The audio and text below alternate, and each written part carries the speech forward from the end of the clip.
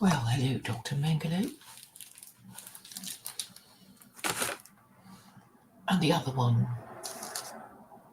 whoever you are, it could be me. It's a little annoying that I have been suspended on Twitter again for ban evasion, I should say. Where my tweets were so powerful that they had to ban me. I haven't actually been suspended for anything. So I've been in conformity with the rules, but they've decided to suspend me for ban invasion, which would mean a permanent suspension. But I'm appealing against the ban in the first place. I'm not optimistic. I should be neutral, I suppose. I imagine they're doing it because Elon Musk has decided not to buy Twitter, and they think they can therefore take back control and kick out all the people they don't want to kick out. Or I may be wrong, I don't know. I certainly don't claim to be omniscient. So I can't tweet to share this video, but I think this is one of my more important ones because it is about the nature of belief in God. And it's not that different religions have fought each other over the superiority of their religion, but also people within the same religion, i.e. Christianity, have also fought each other over what they believe to be the correct conception of God. We know in Christianity there is this ancient dispute between the Arians and the Trinitarians. And between monotheists, there will be different conceptions of God. There is the Spinoza.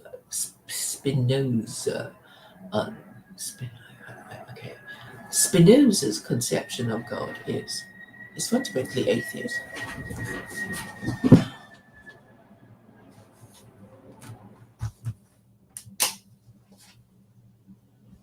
And therefore,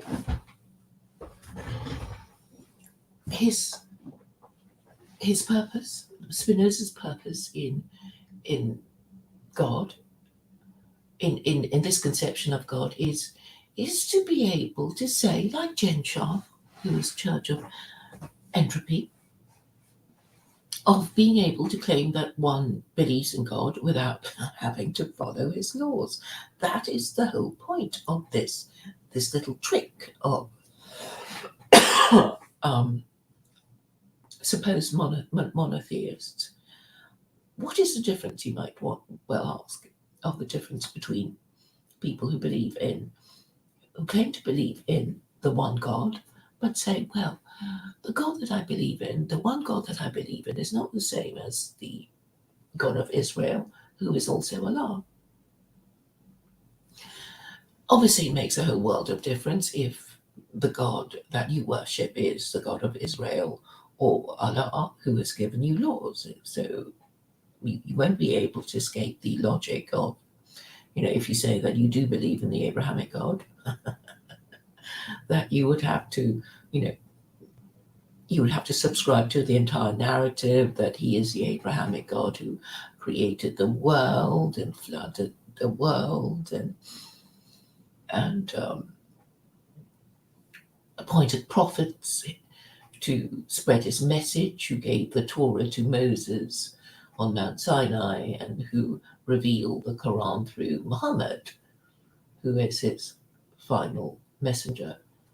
So if you believe in that God, then you would have to follow his rules, because if you believe in it, then there is the inescapable logic of having to follow it. And if you don't believe in it, well, okay. But there are people who want to have the best of both worlds, who say, as a certain person that we all know does, that he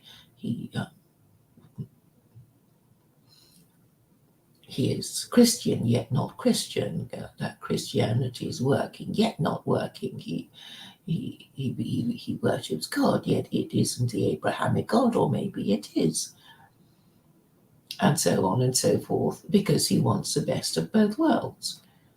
So we know that people who have many sets of self-awareness, they know that, pretending to believe in God gets people to trust you, because they think, oh, you must be less likely to be a murderer, thief, a sex offender, etc., if you claim to believe in God, because you at least have the requisite knowledge of human nature to know that if you claim to be religious, people are more likely to trust you with their money and their confidence and all kinds of things. They're more likely to think of you, if they believe you, that you are a decent sort of person.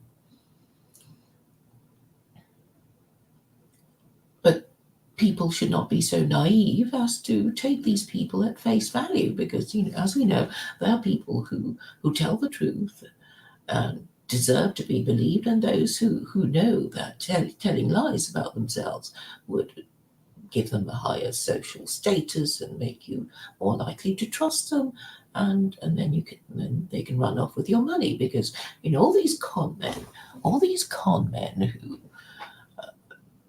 con people of money, they tend to pretend they're the Lord something or other, or have loads of money, so you don't think that he's going to cheat you of yours. So this is something to bear in mind. And if you want to trust a person, there's certain questions you should ask. And if they claim to believe in God, then, well, whatever religion they claim to be, if you want to know them to be people whom you perhaps can trust, you have to ask them, well, what their religious principles are and whether they follow it, and even if they lie to you, then if you're talking to a Jew and they say they keep the Sabbath, and then you see them going to football matches on Saturday and going shopping on Saturday, then you know that they're lying. And if they say that they're Christian and joke about Jesus and the virginity of Mary, then you know that they're not really Christians. And if they claim to be Muslim and they don't fast on Ramadan, or are seen in pubs and casinos, then they're not observant Muslims. So this is the usefulness of religious principles in allowing us to gauge the trustworthiness of the person that we're talking to. So what about atheists who claim to be moral, but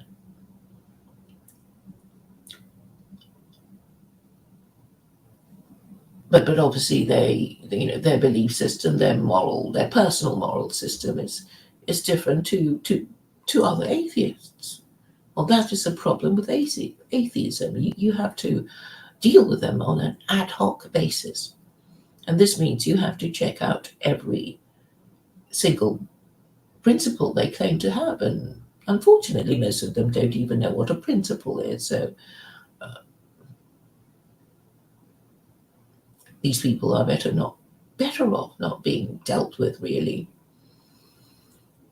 But what are you to do if the country you live in are surrounded by such moral cripples? So the best you can do is avoid them. But in the matter of atheists who could be considered trustworthy, you would have to measure their ability to tell the truth, to understand reason, and to follow whatever principles that they claim to have. If they say something and do another, then they are either neurotic or fundamentally dishonest. Now back to the question of why it is so necessary to ask somebody who claims to be a monotheist what kind of God he believes in. Well, you need to know whether this person is a pantheist or somebody who is a theist, i.e. somebody who believes in God. Okay, let's just cut to the chase here. Hindus and Buddhists are not really worth talking about because they've never acquired significant empire, and they don't rule the world, and they are being oppressed by their more powerful neighbors. So, in a way of people who claim to believe in one God, there would be Jews, Christians, and Muslims, and pantheists, people who claim that God exists and he created the universe, or God is the universe, but left no laws and no guidance for us. He is indifferent. In fact, it is indifferent to us. So obviously, people who claim to believe in God, but who have no religious principles to follow, would be, well, untrustworthy. You can't believe in anything they say, because what they believe is a God that didn't make rules for humanity, didn't make laws for humanity, doesn't care what we do to each other, doesn't punish evil or reward good. So a person who believes in this kind of God, such a person would be a pantheist, and pantheists have no religious principles because they have no religion. So pantheism is not a religion. It isn't, is it? It binds no group of pantheists together. So they might as well be atheists. But what about somebody who won't say whether he believes in the Abrahamic God or some other kind of God? It could be somebody who knows he's being backed into a corner, who doesn't want his atheism and nihilism exposed once again. And that's why he refuses to answer, for the same reason why he would refuse to answer whether Christianity is kaput. That's why he says, yeah, but no.